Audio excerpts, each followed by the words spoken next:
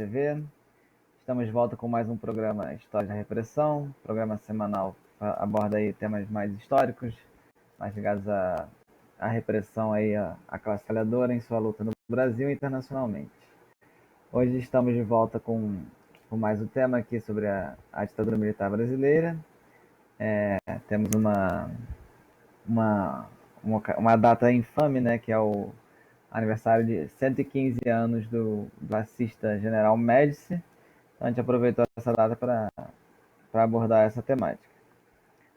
Comigo também está o companheiro Duda, que quer se apresentar? Boa tarde, Vinícius, boa tarde, Valnei aí na técnica, aos amigos e amigas da TV Causa Operária. Vamos a mais uma edição do programa História das Repressões. Mas antes da gente partir aí para o nosso tema do dia, quero lembrar algumas coisas, né? Pedir para todo mundo que está assistindo curtir e compartilhar, é a única forma de divulgar a nossa imprensa, afinal ela é constantemente boicotada aí por esses algoritmos monopolistas que impedem aí a nossa imprensa de crescer, então isso depende do seu apoio. Um apoio também muito importante que vocês podem fazer é se tornar membros do canal. Uma pequena contribuição mensal para vocês ajudam muito aqui a estabelecer nossa imprensa, ter garantido aí que vai entrar algum tipo de finança para manter a nossa imprensa e crescer ela, fazer ela ter uma programação cada vez maior. Por fim, vou lembrar também que a Casa Operária TV não está só no YouTube, mas ela também tem um site oficial. É o site da Casa Operária TV, cotv.com.br. Se não me engano, lá você pode ver todas as nossas transmissões, acessar, clicar no botão de notificações e receber notificações toda vez que tiver um programa novo passando iniciando na Casa Operária TV. Você vai estar ciente, vai poder ver ao vivo, fazer perguntas, comentários e falar com a gente durante o programa. Então é isso, o companheiro do agora vai iniciar o nosso tema e vamos podemos começar. Bem, o tema ditadura militar, nós já abordamos ele aqui quando discutimos a questão da censura. Nós tivemos um programa específico sobre o problema da censura e a censura na época do regime militar. Também nós abordamos aqui esse tema na entrevista com o companheiro Emiliano José. Hoje nós vamos discutir mais especificamente o governo Médici, mas antes de entrarmos no que foi o governo Médici, o governo conhecido como o governo mais sanguinário da ditadura militar, né, porque foi o regime onde imperou aí as forças de repressão. Bem, o regime militar ele foi estabelecido em 1964, através do golpe de Estado que foi dado contra o governo João Goulart. Inicialmente, eles estabeleceram um governo que tinha como presidente da República o Castelo Branco, que foi escolhido através de um processo indireto no Congresso Nacional. Esse Congresso ele perdurou por um breve período. Também eles mantiveram os partidos, né? Apesar de uma série de expurgos, sobretudo no PTB, que era o partido de João Goulart, vários políticos foram impedidos de concorrer e tudo mais. Mas até 1966, o PTB, PSD, o DN ainda prevalecia o sistema eleitoral anterior. Só que a partir da derrota, inclusive, dos candidatos do governo em 1966, e com o fechamento do regime, sobretudo no governo Costa e Silva, e mais ainda depois do AI-5, em dezembro de 1968, o regime entra em um fechamento por completo, né? E o governo Médici ele surge na seguinte circunstância. O Costa e Silva, que era um representante da chamada aladura da ditadura militar, ele acaba falecendo, e aí você tem um golpe dentro do golpe, né? A junta militar toma o poder, impede a posse do vice-presidente, que era o Aleixo, e a partir daí eles fazem um sistema de escolha onde colocam aí o Médici, né? O Médici ele assume o governo em outubro de 1969 e vai perdurar até 1974, quando ele passa o bastão aí para outro general, que era o Geisel. Então, o governo Médici ainda tem duas questões importantes. Primeiro é que ele mantém aí, e ele, na verdade, acaba regulamentando o processo de fechamento do regime, que se deu através do ato institucional número 5, em 69, né, e durante a década, início da década de 70, sancionado, né, regulamentado as leis que proibiam um sistema mais democrático, né, ou pelo menos uma fachada de democracia. Então, a partir de 1974 que vai haver a chamada distensão política, mas aí é um assunto para um outro programa. Nesse período inicial de Médici, então, ele tem, primeiro, ele tem essa herança do aparato repressivo. Segundo, ele vai enfrentar, né, o surgimento, ou melhor, o desenvolvimento de uma resistência armada dos grupos chamados grupos de esquerda, grupos guerrilheiros, que o governo classificava esses grupos de grupos terroristas. Na verdade, esses grupos da esquerda guerrilheira, eles já na posse da junta, tem um episódio de sequestro, né, do embaixador norte-americano, e a partir daí nós vamos ter aí um surgimento de vários movimentos de guerrilha urbana no Brasil, e também de um movimento de guerrilha rural, que é o movimento encabeçado pelo PCdoB, a Guerrilha do Araguaia. Mas sobre esse tema da repressão aos movimentos de esquerda, o companheiro Vinícius vai abordar. Exatamente. Eu queria comentar um pouco também, rapidamente, sobre essa divisão aí feita no regime militar, né? Porque de 64 a 68 foi o governo do Castelo Branco e o início do governo Costa e Silva. Dizem que o regime era mais moderado, né? E depois que foi a linha dura, com as 5, o Médici seria o principal representante da linha dura. E não dá para chamar o governo militar do golpe militar de 64, mas é verdade que o Médici realmente foi o mais agressivo, o mais violento de todos, né? Por isso que ficou conhecido os anos de chumbo. Mas em 64 já começou a ter a tortura, já começou a ter a intervenção dos sindicatos e assassinatos de lideranças em geral, no campo assim, violento, né? Já se estabeleceu um regime de terror, principalmente para a classe operária, né? E isso perdurou aí ao longo desses 4 anos. Isso é o chamado de moderado, né? Quando já havia tortura e assassinato. E aí entrou a linha dura, né? E a linha dura que a gente vai ver agora, né? Um negócio completamente assassino, nível, né? Um negócio fascista mesmo. Comparável ao que os franceses fizeram na Argélia, na verdade é inspirado do que os franceses fizeram na Argélia, né? Então é como se fosse um domínio colonial pelos militares do Brasil, mas é claro que a mão do imperialismo, a mão dos Estados Unidos, que é quem de fato controlava o país. O meu som está muito ruim, vou falar um pouquinho mais lento para ver se dá para compreender. Então, se iniciou aí um período, temos que lembrar aí que em 68, antes do AI-5, que fechou o Congresso, iniciou uma nova fase de perseguições e torturas, né? Em 68 nós tivemos um ano de grandes mobilizações estudantis e mobilizações de greve. Mas acabaram sendo derrotadas pela ditadura militar. E aí a balança virou justamente para a questão da luta armada, né? Apesar de que a luta armada em si já havia começado em 67,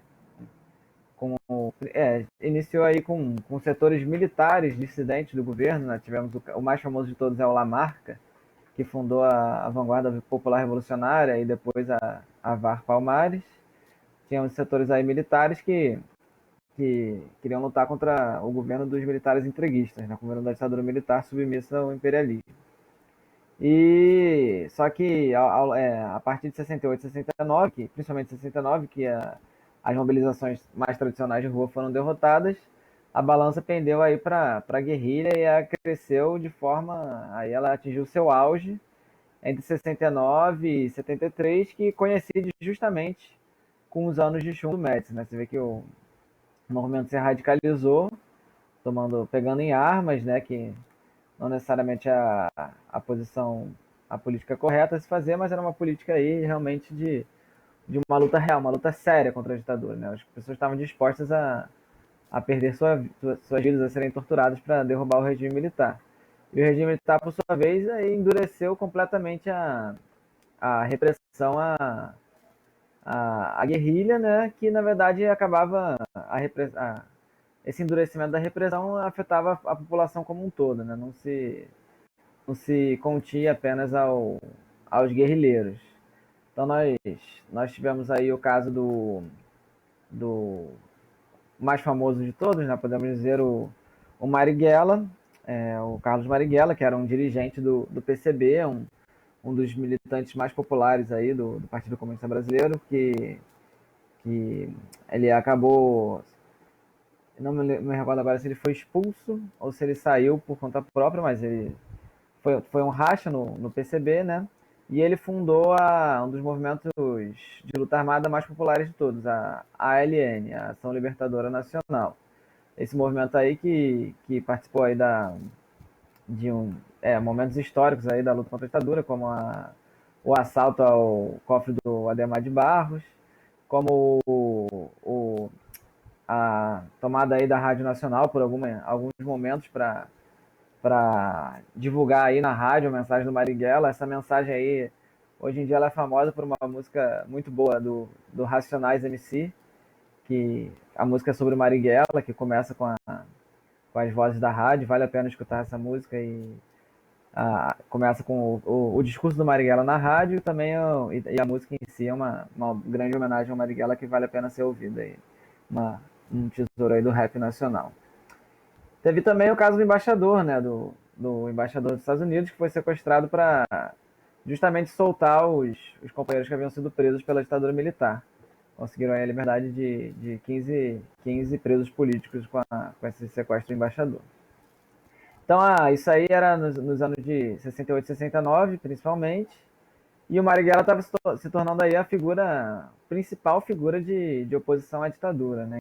Então, foi pouco depois do governo Geisel, o DOPS já, já existia, mas estava ganhando aí muita força com muito investimento da ditadura. Organizou uma emboscada para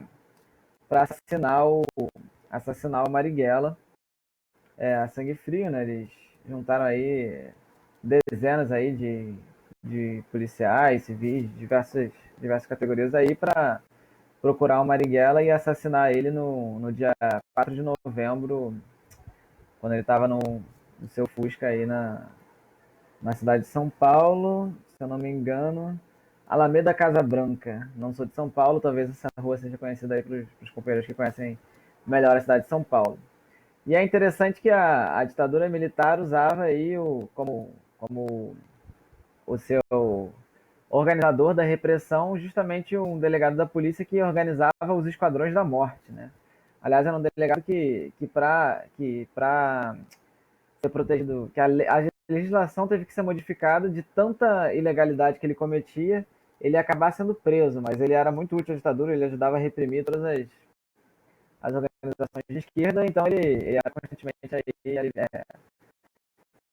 não chegava a ser punido e foi o homem que organizou o assassinato do Marighella, o Fleury, delegado Fleury, Sérgio Paranhas Fleury. É, isso aí foi em 69 e veio um grande marco aí da repressão da ditadura militar, que conseguiu assassinar um dos principais inimigos do regime. Na verdade, isso aí foi pouco após o, o Médici assumir o governo e seria só o início da onda de repressão que iria começar no Brasil nesse período do Médici, né? Tem um caso também dos mais famosos, né, que é o caso do Lamarca. Acho um caso que ajuda aí a compreender bem o nível de repressão que existia. Né? O Lamarca já não estava na cidade, ele já tinha fugido para o interior da Bahia, não estava nem muito bem organizado lá, e a ditadura militar, ao descobrir essa localização, mandou agentes, e dá para compreender o nível de repressão para você ver quantas eram os órgãos de repressão, né, organizados na captura e no acesso do Lamarca. Tinha o DOI-CODE, né, de Salvador, o DOPS de São Paulo, o Centro de Informações da Aeronáutica, o Centro de Informações do Exército, o Centro de Informações da Marinha, a FAB, o Departamento de Polícia Federal da Bahia e a PM da Bahia, todas organizadas aí com mais de 200 agentes, com o objetivo principal de encontrar e assassinar o Lamarca, que foi o que eles fizeram em 1971. Eles fizeram todo tipo de atrocidade ali no interior da Bahia, invadiam as pequenas cidades, torturavam pessoas, faziam de tudo para encontrar e assassinar o Lamarca, que tem um caso interessante aí. Ele estava acompanhado de um líder sindical das greves 68, né, conhecido como Zequinha. Ele também foi assassinado junto ao Lamarca, é um dos casos aí de mais uma liderança operária assassinada pela ditadura, fugindo aí da repressão no interior. De fato participavam da luta armada, mas nesse momento estavam muito pouco organizados, estavam mais tentando aí uma sobrevivência, né? Eu vou continuar aqui sobre o tema da guerrilha, mas eu quero ver se o companheiro Duda tem comentários antes de eu prosseguir. O ponto fundamental em relação ao problema da luta armada contra a ditadura militar foi exatamente a política do Partido Comunista no período anterior ao golpe, né? O PCB teve uma política que era inteiramente contrária a uma resistência contra a possibilidade de um golpe que acabou se realizando. Então, essa política, vamos dizer assim, capituladora, que vai levar à derrota do movimento sindical e do movimento operário, ela vai ter um profundo impacto na esquerda, especialmente no PCB. O PCB, àquela altura, era o principal partido operário do país, o principal partido de esquerda no país. E em 1967 acontece o congresso do partido, em dezembro de 67. A essa altura você já tinha aí vários setores que tinham se desgarrado do partido, né? Como o MR8, que era o Movimento Revolucionário do 8 de Outubro, em referência, né, que vai ser criado a partir de uma dissidência chamada Dissidência Guanabara. E você vai ter o grupo, como já foi mencionado aqui, o grupo do Marighella e o grupo, vários outros agrupamentos, né, Valpalmares, PCBR, do Mário Alves e vários outros que vão colocar em pauta a resistência à ditadura militar, porque você tinha, àquela altura, a seguinte opção, né? Ou você não fazer nada, que era a política do PCB, ou você ter essa política de organização de movimentos guerrilheiros.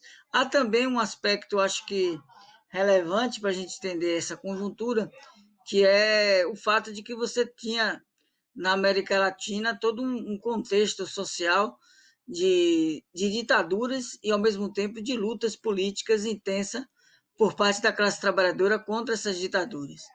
O exemplo cubano, né, que veio, sobretudo, a partir da ação do Ernesto Che Guevara, vai influenciar essa esquerda brasileira, uma boa parte dela vai aderir ao que a gente chama de foquismo, né? A ideia de que, através de um foco guerrilheiro, você poderia estabelecer uma luta, uma derrota da ditadura militar. O próprio Marighella, ele vai ser expulso do Partido Comunista exatamente por essa ligação com os cubanos, né? Ele vai participar de um encontro internacional em Cuba, ele era uma pessoa, inclusive, de projeção internacional, mas o que ocorre é que, ainda no início da década de 70, final de 71, início de 72, esses agrupamentos estavam todos eles pulverizados e praticamente todos eles derrotados. E o governo Médici, ele fazia de duas maneiras. Ou ele impedia, através da censura, a divulgação de qualquer ação desses guerrilheiros, mas, ao mesmo tempo, ele projetava, através de uma campanha propagandística, uma noção, aumentava, amplificava o impacto desses grupos exatamente para justificar o uso da tortura, o uso da violência. Vinícius já mencionou aqui a questão do Esquadrão das Mortes. Esquadrão da Morte era algo que ainda existe hoje no Brasil. Se fala muito das milícias, sobretudo no Rio de Janeiro. As esquadrões da roupa, de esquadrões da morte, era basicamente uma milícia, né? Contratada pelos comerciantes e por empresários para assassinar o que eles chamavam de bandidos comuns nos grandes centros da cidade. Ao mesmo tempo, os esquadrões da morte também combatiam a esquerda. Então, essa política, essa repressão, essa violência não será apenas contra o movimento estudantil, contra os grupos de esquerda armada, mas contra o povo em geral. É isso aí, pode continuar. É, exatamente. Antes de eu continuar, vou fazer um anúncio aqui nós estamos proporcionando um curso sobre o stalinismo, né? O partido, o PCO vai proporcionar esse curso, vai acontecer em janeiro e fevereiro. Já temos as datas em janeiro, vai ser, né, 3 vezes por semana, no dia 5 ao dia 7, do dia 12 ao dia 14, e assim por diante. Entre em contato conosco para participar desse curso. Na verdade, vai ser a gente costuma fazer presencial, mas esse ano, devido ao Covid, né, vai ser online a nossa 46ª Universidade de Férias. Curso muito interessante, vai contar aí toda a história do século XX e as críticas aí, como o companheiro Duda acabou de fazer, ao PCB no Brasil, né, ao stalinismo como um todo, né, não só no Brasil, mas na União Soviética e em todo mundo. Então vale a pena acompanhar, fique atento, procure aí no nosso site, entre em contato conosco para participar do curso sobre o stalinismo mês que vem. Outra coisa é que o companheiro Rui, né, o presidente do PCO, hoje, além de sua análise internacional, também apresentou uma análise extra com o 247, que acabou de passar. Algumas pessoas que vocês estão aqui estavam assistindo, já viram, mas quem não assistiu, o link vai estar disponível aí na COTV, vocês podem ver, acompanhar a análise em dose dupla do companheiro Rui de hoje. Então, voltando ao tema da ditadura militar, né? Eu acho que é importante também citar o famoso caso do Araguaia, que já era organizado aí pelo PCdoB, né? Um PCdoB um tanto diferente do que é o PCdoB que existe hoje, mas era uma das guerrilhas mais bem organizadas, né? Eles movimentaram aí milhares de soldados para reprimir a guerrilha do Araguaia, que ficava lá no interior do Tocantins. E o negócio foi um massacre completo, né? A maior parte eram poucos guerrilheiros, né? Depende de como você categoriza, mas o número era de cerca de 80 guerrilheiros e promovemos aí mais de 2.000 soldados para acabar com a guerrilha do Araguaia. Na verdade, mais de 5.000 soldados e 3 operações para assassinar os guerrilheiros e mais uma operação conhecida como Operação Limpeza no governo Geisel para apagar os rastros aí da brutalidade que aconteceu no Araguaia. Na verdade, tem relatos aí de que foi até usado, a Força Aérea Brasileira bombardeou o território nacional para acabar com a guerrilha e usou napalm, né, aquela arma lá usada pelos estadunidenses no Vietnã para destruir as florestas e queimar a população no Vietnã. Esse foi o nível de brutalidade no Araguaia. A maior parte dos assassinados, eles primeiro eram capturados, depois torturados e aí eles eram assassinados, né?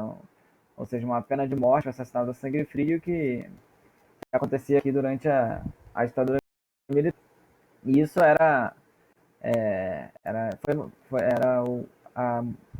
a desculpa usada pelo governo para intensificar a repressão em todos os locais, né? Então essa luta, essa repressão contra a luta armada que já começou a tomar uma forma aí no ano de 69 pela Operação Bandeirantes, que já era uma coisa mais informal aí, tinha o financiamento dos próprios empresários, era um grupo aí de policiais ligados ao Esquadrão da Morte, civil, militar.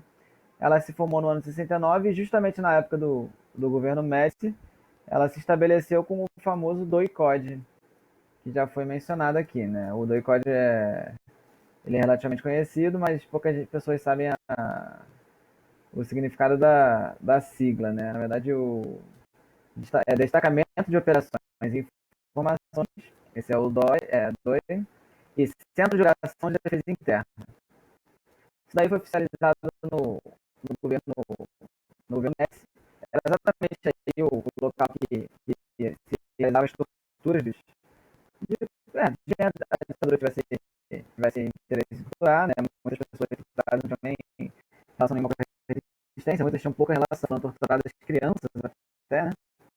Foram torturadas crianças em frente aos pais de crianças, esse tipo de barbaridade aí, e a maior parte dessas atrocidades que a gente escuta falar foi justamente nesse período do governo Médici, né? Por isso que ele é conhecido como Anjo de Chumbo. Também foi uma tradição da ditadura militar, que é o desaparecimento, né? Que não era uma coisa tão comum, né? Em geral, os assassinatos cobrindo o corpo, mas aí depois a ditadura iniciou um meio que era até mais fácil, né? Porque não tem desaparecendo, mas também conclusiva, né? Então a ditadura começou a usar esse meio aí do desaparecimento, que desapareceu como desapareceu não existe, né? Assassinou milhares de pessoas. De acordo com os números oficiais, os números são tanto controversos, né? São números muito pequenos para o Brasil, comparado com a ditadura dos outros países. Os números do Brasil são um país muito, né? Então os números são controversos, mas diversas pessoas foram assassinadas e desaparecidas aí durante a ditadura militar. Isso se iniciou com o governo Médici. Um dos dirigentes da ALN é o Virgílio Gomes, é conhecido aí como o primeiro desaparecido da ditadura, e isso a partir de 1970, e se intensificou em 1971.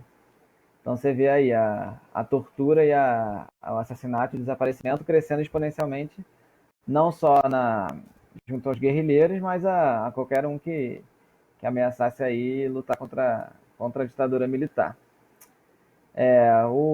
Tem uma declaração muito interessante de um dos generais da ditadura, o general Fiuza de Castro, que se referindo aí ao que foi feito, né, a luta contra a subversão, como eles gostam de chamar, ele alega que ela foi o mesmo que matar uma mosca com um martelo de pilão.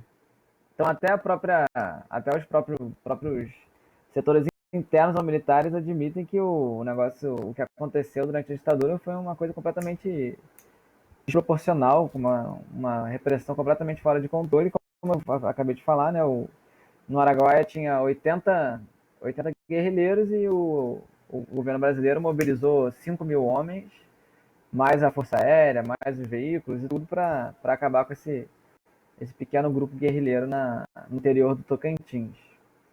Além, é claro, do resto da repressão aí, que ele não está se referindo só ao Araguaia, mas está se referindo a toda a repressão, né? Matar uma mosca com um martelo de pilão.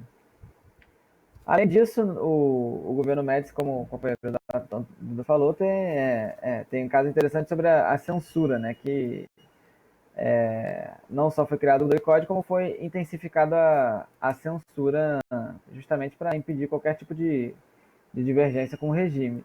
E tem uma anedota um tanto interessante que o Filinto Miller, que era um dos líderes da Arena, ele tinha sido o líder o chefe ministro da polícia, da segurança, alguma coisa assim, no governo Vargas durante o Estado Novo, né? Então ele cuidava da repressão durante o período do Estado Novo. E na época da ditadura militar ele chegou a ser o presidente da Arena, né? Ele foi tentar falar em 1972 que não havia censura no Brasil, e essa fala dele foi censurada. Porque, né, se você falar sobre a censura, já estava levantando a bola aí de que realmente existia censura. E isso daí, nem isso a ditadura queria aceitar. Então tem esse negócio aí com um caso meio cômico, mais trágico da ditadura militar. E o último comentário que eu queria fazer antes de passar para o companheiro, para a gente seguir aí outros temas sobre o governo Médici, é sobre essa inspiração que eu cheguei a falar da Argélia, né? Que a maior parte dos métodos de repressão da ditadura militar foram ensinados aí pelo imperialismo, né? Tem o caso das Escola das Américas, que de fato ensinava as pessoas a torturar, a capturar as pessoas, e muitas dessas coisas foram importadas dos regimes coloniais no Vietnã e na Argélia. Isso aí vale a pena também a sugestão de um filme chamado Batalha de Argel, um filme muito bom, e tem uma cena que é relevante para o Brasil, né? Que o, o general encarregado de reprimir, os argelinos, né, a Frente de Libertação Nacional da Argélia, ele é questionado por um jornalista francês sobre a tortura que era corriqueira também aos argelinos pelo exército francês. E ele responde assim: todos aqui querem que a Argélia fique francesa, assim as consequências morais.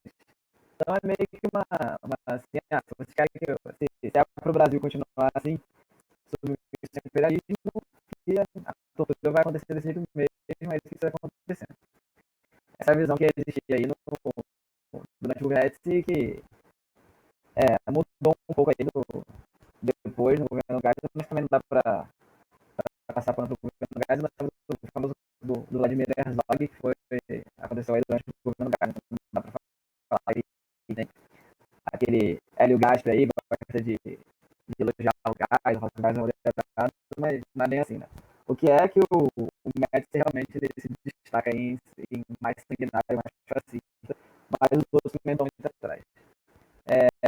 Dudu, quer continuar aí?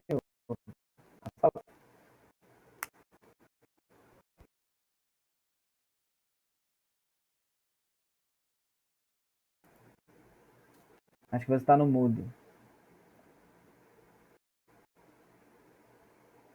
Perdão, vamos tratar agora da economia, né?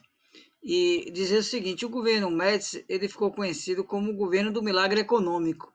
O milagre econômico é uma designação ao desenvolvimento econômico do Brasil, melhor dizendo, né, ao crescimento econômico do Brasil, que de 1969 até 73 e início de 74 tinha um forte crescimento, né, das taxas de aumento do produto interno bruto do Brasil. Chegou em média a alguns anos, acho que 73, chegou a mais de 11%. Então, esse índice de desenvolvimento aí no Brasil, durante esse breve período, ele criou uma imagem, né, da ditadura militar, soube explorar isso aí através da noção de Brasil potência, ou Brasil grande. Esse milagre econômico é bom de entender o seguinte: o que é que acontecia anteriormente? O governo João Goulart ele foi derrubado, e um dos motivos, né?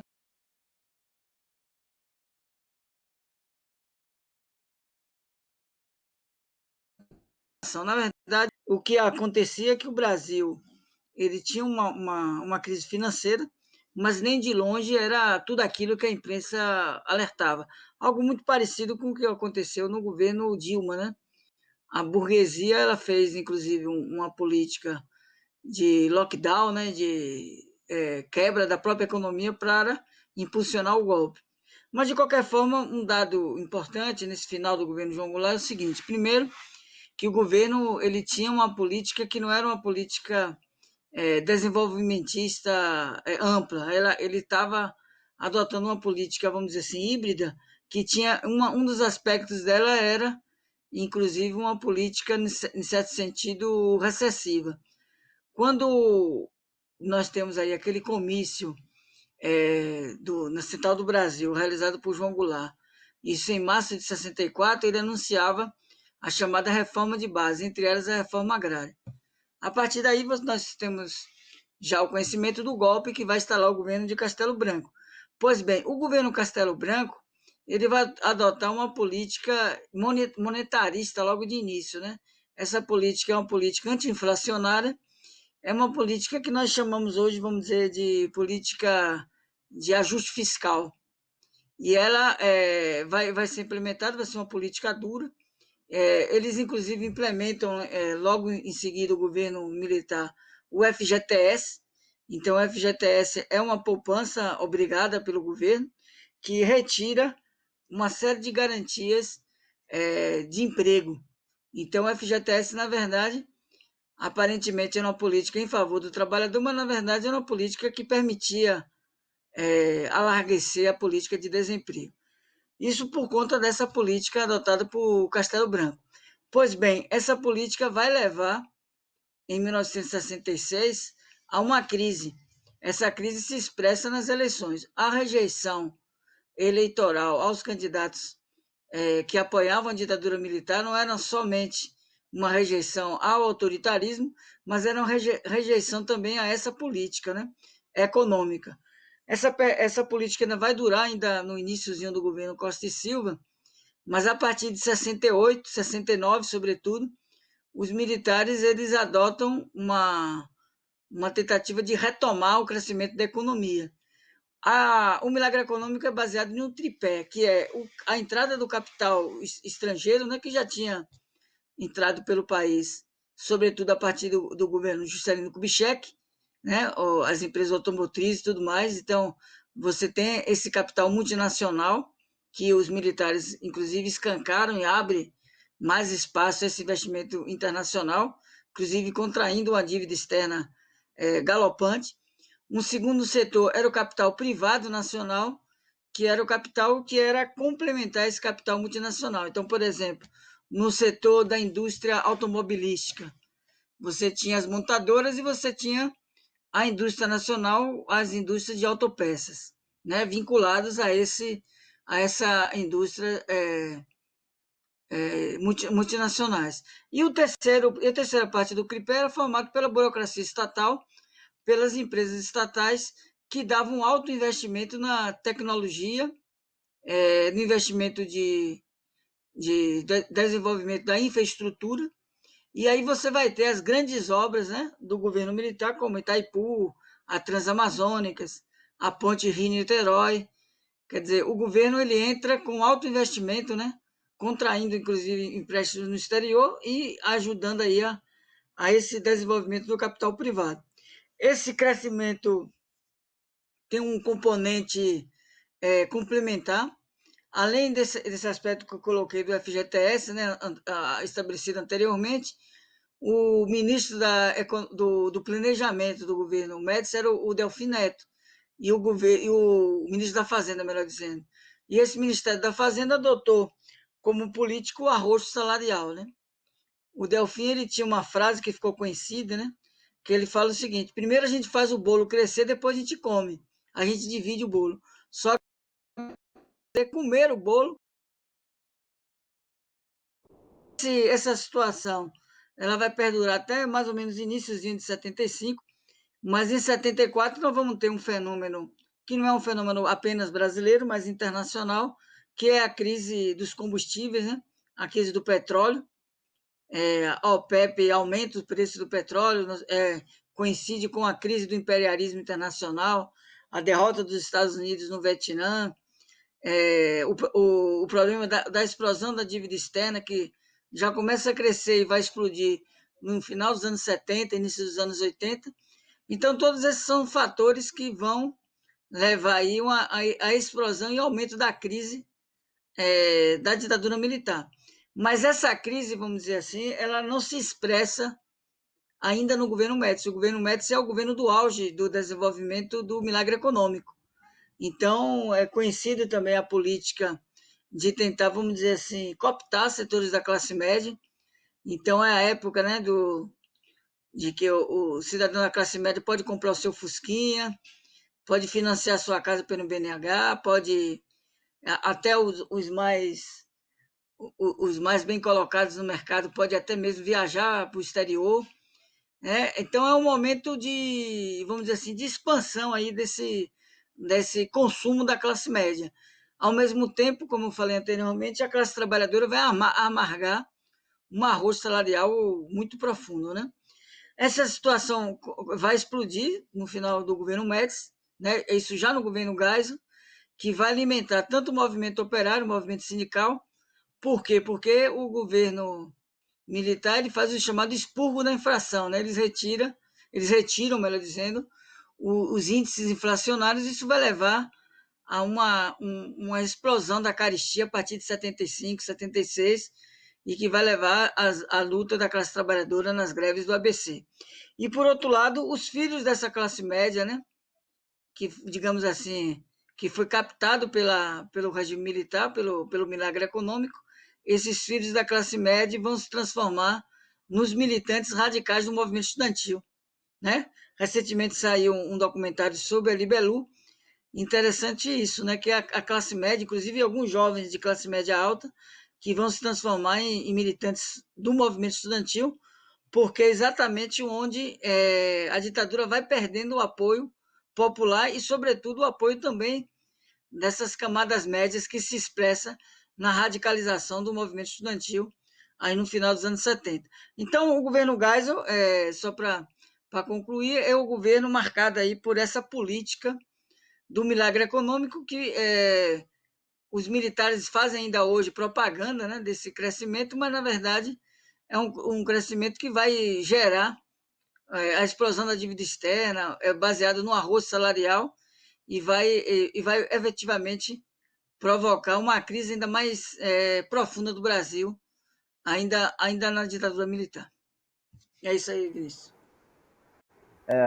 Antes da gente terminar, só citar aí um número sobre esse milagre econômico, né? Que a dívida, a dívida brasileira, que em 64 começou aí com 3,4 bilhões de dólares, 64 que é o ano do golpe, em 85, que é quando os militares deixaram o governo, estava em 104 bilhões de dólares, ou seja, ela cresceu aí 30 vezes, e do PIB ela foi de 15,7% para 54%. Então cresceu mais de 3 vezes aí, se tornou maior que a metade do PIB nacional. E aí temos essa praga aí até os dias de hoje, que suga aí nossa riqueza e manda para os bancos todos os anos. A dívida não foi embora, né? Ela ainda existe. Isso foi o grande milagre econômico. O salário mínimo também, durante o período do milagre, ele continuou caindo e continuou caindo até a década de 90 e só chegou perto do nível que era o salário mínimo real, né? Do nível que era antes do golpe no governo da Dilma, né? Você vê o estrago que os militares fizeram, precisou aí de mais 30 anos de governo pós-militares para de fato você conseguir atingir um nível próximo do que era antes do governo militar. Só que infelizmente nosso tempo acabou. Agora você vai ficar aí daqui a alguns minutos com o Jornal das 5, o J5. Esse programa que vocês acabaram de assistir, o História da Repressão, vai ao ar todas as sextas-feiras às 16 horas. Fique ligado pode também mandar sugestões de tema nos comentários que a gente pode cobrir no futuro. Sugiro também que vocês acompanhem o nosso jornal online, o Casa Operária, Diário da Casa Operária, casaoperária.org.br. E se tiverem interesse também no nosso jornal impresso, o Jornal da Casa Operária, em contato para podermos enviar o nosso jornal impresso, o Jornal da Casa Operária. Então vou me despedindo por aqui, eu sou o Vinícius. Agradecer a todos que nos assistiram e mandar um abraço a todos e passar aí a palavra para o companheiro Duda. Até a próxima semana. Agradecer a audiência e a participação dos companheiros e companheiras da TV Casa Operária. Um abraço, Vinícius. Um abraço aí, Valnei, aí na técnica, que garantiu a nossa veiculação na tarde de sexta-feira. Até a próxima.